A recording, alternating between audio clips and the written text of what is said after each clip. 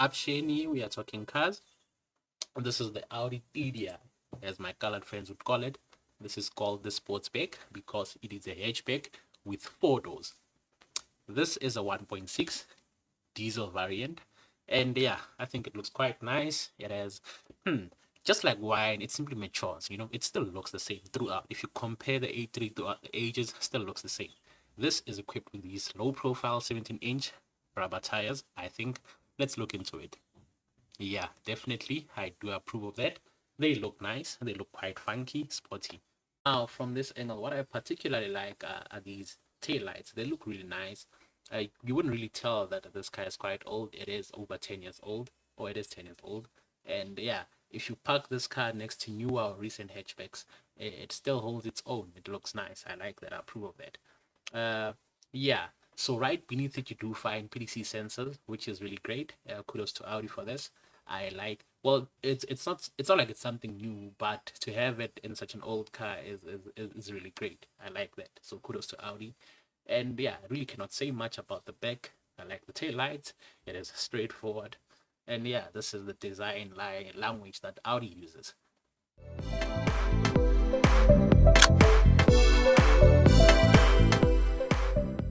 As for the side profile, this is what it looks like. There is a line that runs through from this end all the way to the front. It really is the only thing that really stands out from the side. Honestly, I think it looks a bit bland. What are your thoughts on that? But I can't really say bland because this is my brother's car and he's gonna kill me for that. But hey, you can't really choose family now, can you? So from the front, this is what it looks like. I've always loved these sort of headlights. They look really sexy. And if you compare the newer A3s, this is where it all started. So the lights only evolved from there and they look like this. I like that. So right beneath it, you get these fog lights. I don't know if they're LED or not. I'm not too sure. There's a chrome strip running across it. And yeah, big grills have always been a thing with Audis. It doesn't really start today. They've always been like that. You find your big grill over here, which isn't finished in a matte gray-ish effect, and your famous badge, the rings, 4 rings, the rings de Dumit, which simply translates to the rings have agreed. Do they agree? I don't know. But anyway, yeah, this is what the car looks like from the front. I really like it. So much so that I almost got myself one. But anyway, continue with the review. Let's go inside the car. It's our door card, of course. Yeah, the fit and finish is there, definitely. This part is a bit hard to the touch, but it looks nice. It doesn't scratch. Clearly, it's been like this for ages. This is where you unlock and unlock the car. This door handle, which feels steady. Yeah, the material there looks nice. The plastic over there is also nice. These and these match. There's a bit of suede material used over there, which is nice to the touch. Yeah, really nicely padded armrest. This is where you lock and unlock your windows. This is where you operate your windows and your mirrors, of course. On this end, there's a space. This is a cutout where you can store a bottle holder. Sorry, where you can store a bottle because it's a bottle holder and your wallet, of course, over there, or a number of things. As we now access the inside of the car, yeah, the 1.6 TDI is well equipped. It's a nice mixture of leather and suede material. So suede in the middle part of it, which keeps you cool in hot and summer conditions. So this is where you adjust it up and down, just like that. I don't know what this does. I don't know if this is your lumbar support or not. I'm gonna have to check. You can obviously adjust this part by pressing over there and there, then you move it forward and backwards right there. I don't know. Probably your lumbar support. Yeah, I think. I stand to be corrected. Let's go inside the car.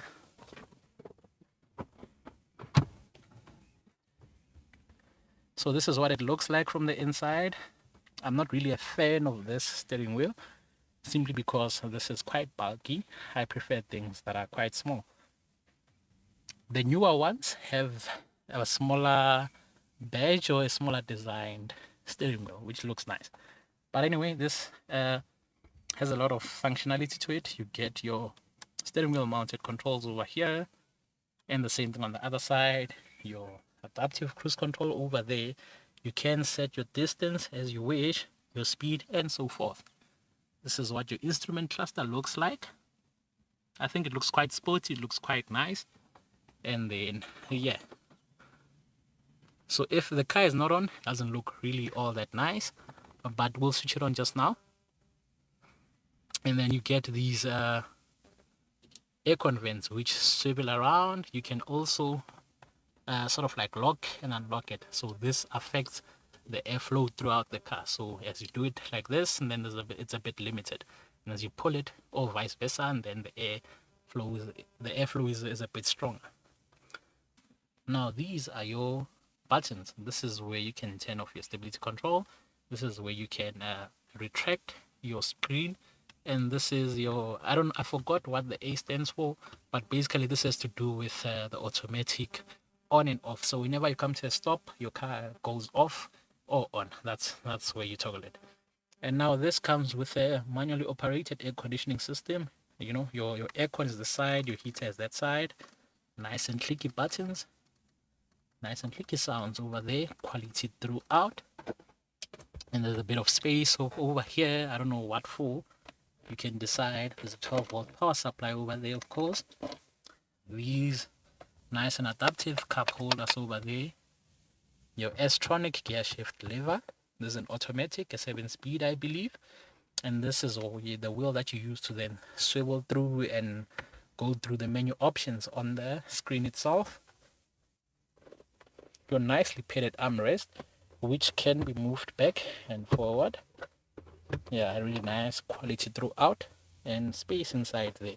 It's not too deep, but it's nice and decent. There's an aux port for you to use over there. Yeah, these look like sports. These look like Audi sports seats. I don't know if they are called that, but they look like that. As you open this part, yeah, there's a bit of space in here. It's not too much, but it's usable.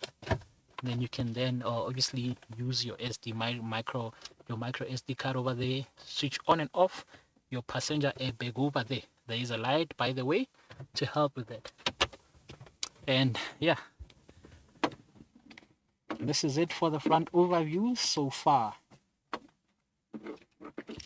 Just want to put it on so that you can see the screen as it makes an appearance. 4 rings. The rings did meet. The rings have agreed. Proper stuff. Instrument cluster looks just like this. Quite sporty looking. Let's go through to the rear. Now onto the rear part of it.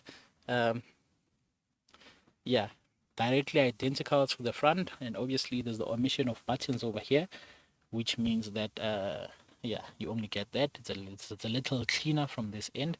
There's a speaker cutout here. Not too sure if one is also a speaker cutout. It looks like one. Suede material used throughout. Feels nice to the touch. Space over there. And no, this is an umbrella, but this is not a Rolls Royce. It doesn't come equipped with it. The space over there, it's a usable space. It's quite deep, but accessing it is a bit tricky. And yeah, there's that. And then over onto the inside from the rear, the seats are lovely. I like the seats. Still a mixture of suede material and leather, quality leather that is. No tear whatsoever. These look really robust, and they have stood the test of time. You get IsoFix mounting points, which are there. Yeah, over there, just like that. Looks really nice. Headroom looks promising. Legroom also looks quite decent. There is no center armrest, which is quite disappointing for a car in this class. You know, yeah, really disappointing, but okay. And then right behind the driver, there's this net to then store a few items. Yeah, it's okay. There is a 12-volt power supply over the space, a little bit of space over there. Let me get inside.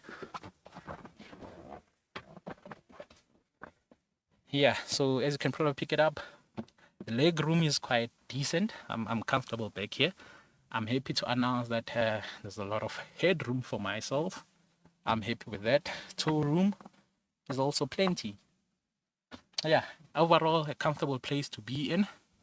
A very nice car, I think. There are also, before I forget, there are also reading lights. Ooh, these are nice LED. Wow, this is perfect.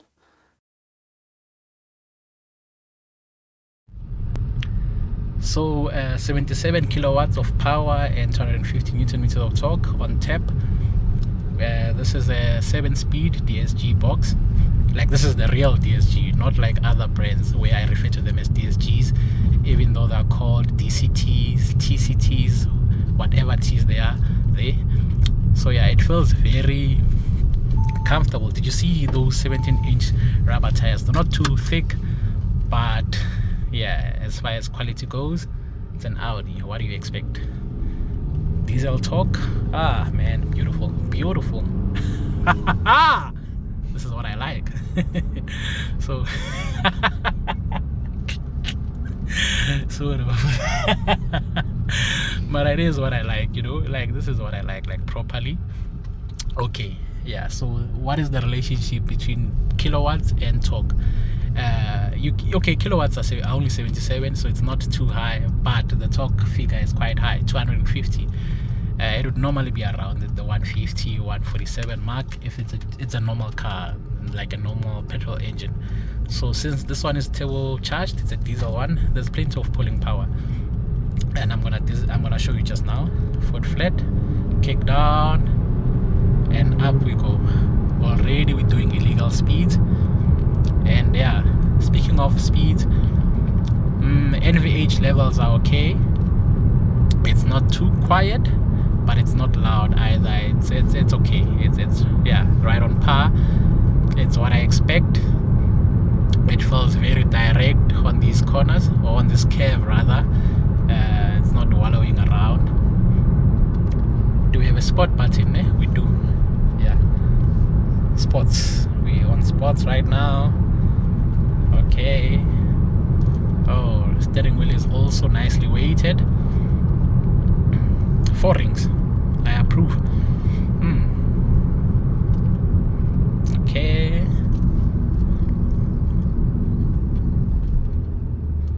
Alright, I can see it feels a bit more aggressive now when it comes to gear changes. And I'm loving this is the Verpa. This is what we refer to as the Verpa, you know, the DSG. As it changes up or down. So nice diesel torque. So this makes for a great daily, because you don't have to abuse the car, you don't have to press it really hard to get going. It simply complies, and you really just command it with your right foot, you know, easy as that. It feels very comfortable inside here. Steering wheel is also fairly direct, you know, every input does a difference. And yeah, I mean, yeah, I think I'm happy with this car. I am impressed with the Audi. Any negative remarks regarding it? Probably the wind noise, yeah, and that's it. Wind noise, not even tire noise or anything like that. And it's very comfortable. Looking at the tire profile, yeah, I'm happy with that. I'm happy with the gearbox, smooth as butter. Very smooth, and you can't tell when it changes up or down. It simply just does it easy like that. It feels very stable around this corner, you know. Yeah, this would easily make a great daily, a great long distance tourer. Am I happy with the power on tap? Yes, I am. More than satisfied for me. I wouldn't want to change anything on this car. The seats are also very comfortable. The aircon is nice. Okay. Yeah, and I think this is it for our driving impressions. I don't know, did I skip anything? I don't think so. We don't have cabs, so I can't really show you around the bends, but I can tell that it's a very compliant car. And yeah, I can tell it's a compliant car. A very good car, honestly speaking. Ooh, sports mode. As it changes down, you hear a bit of rawness too from that exhaust or the engine. Yeah, it feels very nice.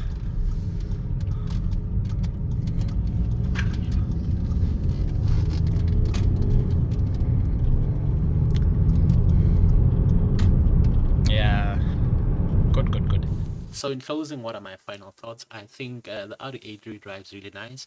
It's very fuel efficient. This 1.6 TDI, that is, it really is very fuel efficient. Obviously, it's determined by how you drive it, but the owner has seen an average of between 4 to 7 or 6.5 liters per 100, which is really great and testament to the fuel economy of this car. It drives nice. I'm satisfied with the power. The gearbox is really smooth. It's a DSG. But one thing about these DSGs, they do give issues in the long term. So always get a warranty if you're gonna get this car. And I can't really look into pricing because it's an old car. It's very scarce on the market. I only saw one, so it makes no sense to like give a pricing on that. Warranty services, those are all out of the window. Doesn't matter anymore. If you want to buy one, try and get one that is still within the maintenance plan, or get some other extended warranty and cover or something related to that for the servicing of the car. But overall, a really good car. Looks nice, feels nice to drive, feel efficient. You can really buy it off the market. It's there, and yeah, quite a popular car. We all know the Audi A3. So this is it for this not so helpful review. Thank you so much for watching. Please do like, please do subscribe, and I'll see you on the next one.